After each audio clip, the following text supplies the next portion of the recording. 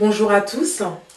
Aujourd'hui, nous vous proposons le livre de la Genèse au chapitre 2, du verset 4 à 25.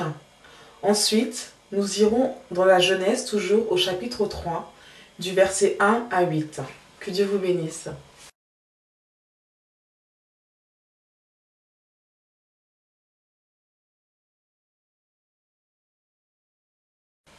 Aujourd'hui, nous lirons le livre de la Genèse, le chapitre 2, du verset 4 au verset 25, et le chapitre 3 du livre de la Genèse, du verset 1 au verset 8.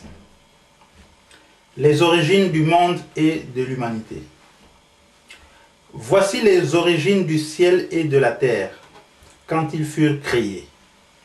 Lorsque l'Éternel Dieu fit la terre et le ciel, il n'y avait encore aucun arbuste de la campagne sur la terre, et aucune herbe de la campagne ne germait encore, car l'Éternel Dieu n'avait pas fait pleuvoir sur la terre, et il n'y avait point d'homme pour cultiver le sol.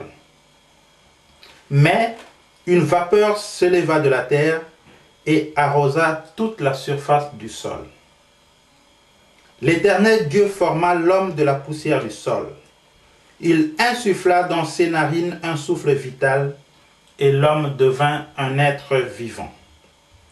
Puis l'Éternel Dieu planta un jardin en Éden, du côté de l'Orient, et il y mit l'homme qu'il avait formé.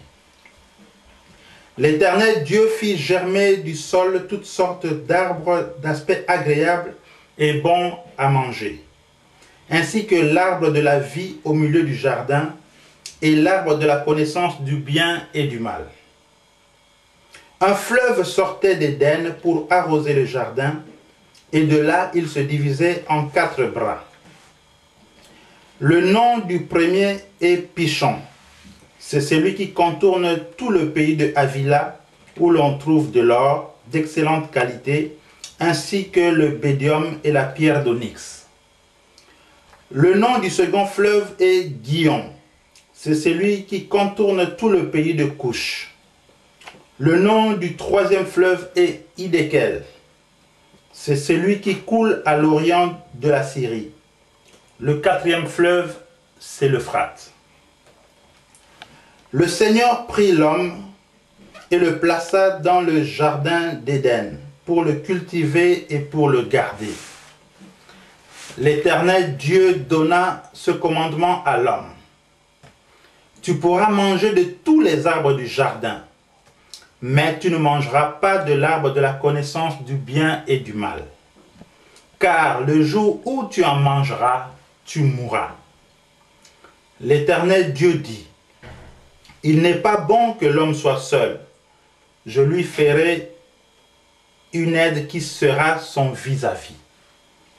L'Éternel Dieu forma du sol tous les animaux des champs et tous les oiseaux du ciel. Il les fit venir vers l'homme pour voir comment il les appellerait, afin que tout être vivant porte le nom que l'homme lui aurait donné. L'homme donna des noms à tout le bétail, aux oiseaux du ciel et à tous les animaux des champs, mais pour l'homme, il ne trouva pas d'aide qui fût son vis-à-vis. Alors l'Éternel Dieu fit tomber un profond sommeil sur l'homme qui s'endormit. Il prit une de ses côtes et referma la chair à sa place. L'Éternel Dieu forma une femme de la côte qu'il avait prise de l'homme, et il l'amena vers l'homme. Et l'homme dit, cette fois-ci c'est l'os de mes os, la chair de ma chair.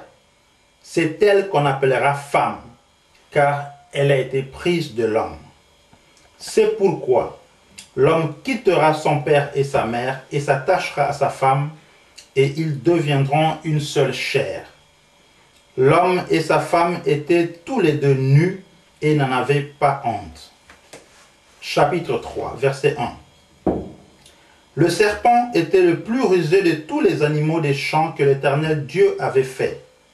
Il dit à la femme, Dieu a-t-il réellement dit, vous ne mangerez pas de tous les arbres du jardin?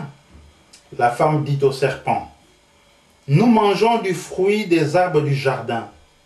Mais quant au fruit de l'arbre qui est au milieu du jardin, Dieu a dit, vous n'en mangerez pas et vous n'y toucherez pas, sinon vous mourrez.